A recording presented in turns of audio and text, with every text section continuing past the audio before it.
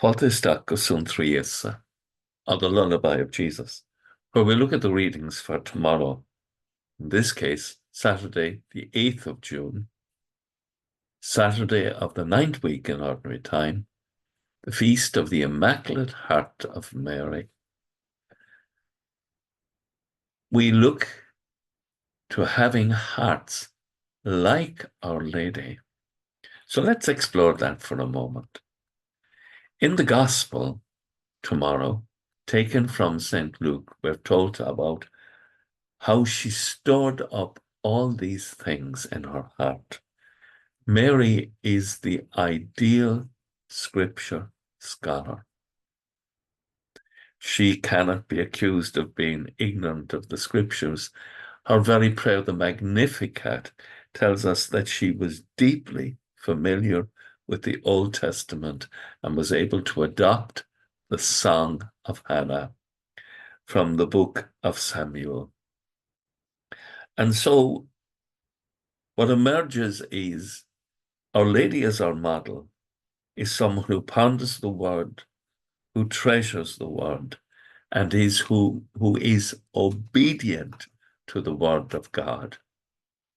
And so she can say with Psalm 71, as in tomorrow, but as for me, I will always hope and praise you more and more, for the Lord has done great things for me.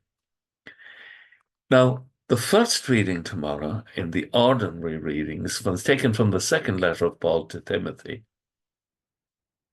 And we see it in the life of Mary.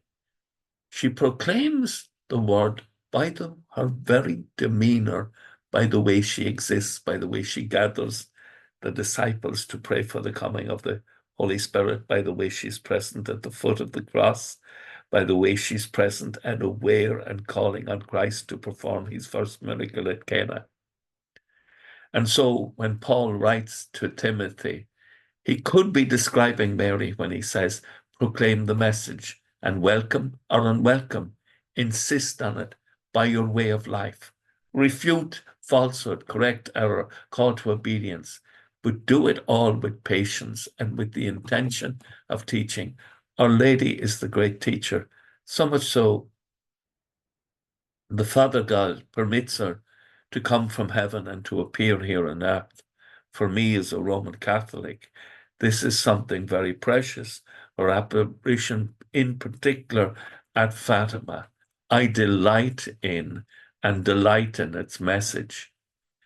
And as Paul wrote to Timothy, it was true of Mary, but it's also to be true of us.